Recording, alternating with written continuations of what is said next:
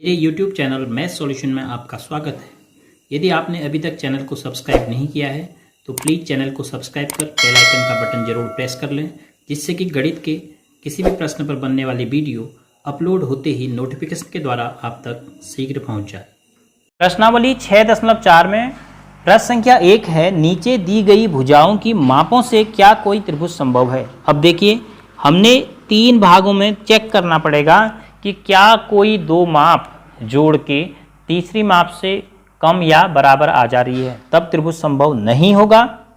और यदि हर बार 2 मापों का योग तीसरी माप से अधिक आ रहा है तो तब त्रिभुज संभव होगा। अब यहाँ पर देखिए, 2 में 3 जोड़ के 5, तो आप लिख सकते हैं 2 धन 3 बराबर 5। 2 धन 3 बराबर 5, तो इसीलिए त्रिभुज संभव नहीं है। 2 मापों का योग तीसरी माप के बराबर आ गया, तो इसलिए हम कह रहे हैं त्रिभुज संभव नहीं है।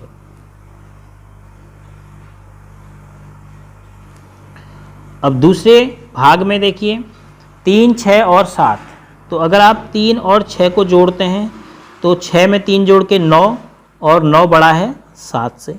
फिर 6 और 7 को जोड़ते हैं, 6 और 7, क्योंकि पहले वाला बड़ा आ गया तो हमने अगला चेक करना पड़ेगा। 7 6 13, किसको जोड़ा? 6 और 7 को, तो तीसरी माप 3 से बड़ा आया योग। फिर आप 7 और 3 को जोड़ेंगे, 3 धन 7 बराबर कितना आया? 10, और छूटी हुई माप क्या है? 6, तो 10 6 से बड़ा है। तो देखो, अब इसमें प्रत्येक स्थिति में 2 मापों को आपने जोड़ा तो तीसरी माप से ज़्यादा पाया, तो आप क्या लिखेंगे? इसीलिए त्रिभुज संभव है।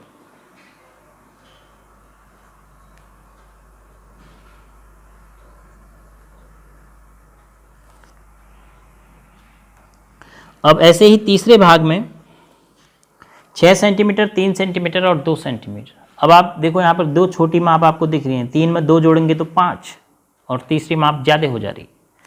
तो आप लिख सकते हैं 2 धन 3 बराबर 5, जो छोटी है किससे? तीसरी माप 6 से।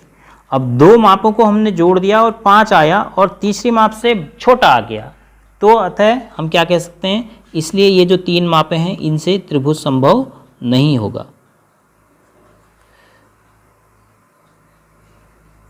त्रिभुज संभव नहीं है।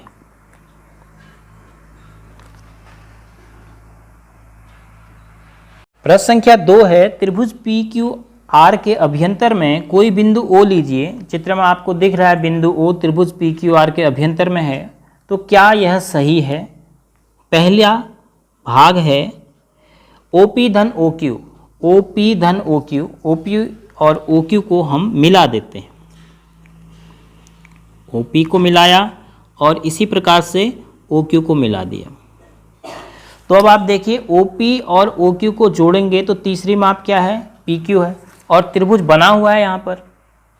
तो हम क्या कहेंगे? 2 भुजाओं का योग तीसरी भुजा से ज़्यादा ही होगा, क्योंकि POQ एक त्रिभुज है। तो क्या लिखेंगे? क्या यह सही है? OP धन OQ, PQ सही है, क्योंकि OP धन OQ, OP धन OQ, क्योंकि OPQ एक त्रिभुज है। OPQ आपको स्पष्ट एक त्रिभुज दिखाई दे रहा है, तो और उसकी 2 भुजाओं का योग तीसरी भुजा से बड़ा होगा ही होगा। इसी प्रकार द्वितीय भाग है OQ धन OR बड़ा है QR से, और OQ धन OR। अब देखो, OQ और OR को भी अब आप मिला दीजिए, तो आपको OQ और OR के बारे में स्पष्ट पता चल जाएगा। देखो, OQ और OR दोनों इस त्रिभुज की भुजाएं हैं, और तीसरी भुजा है QR, तो यह भी क्या हो गया? सही हो गया। 2 भुजाओं की माप तीसरी भुजा से अधिक होगी। क्यों? क्योंकि ROQ आपको स्पष्टतः त्रिभुज दिख रहा है, क्योंकि लिखेंगे OQR एक त्रिभुज है।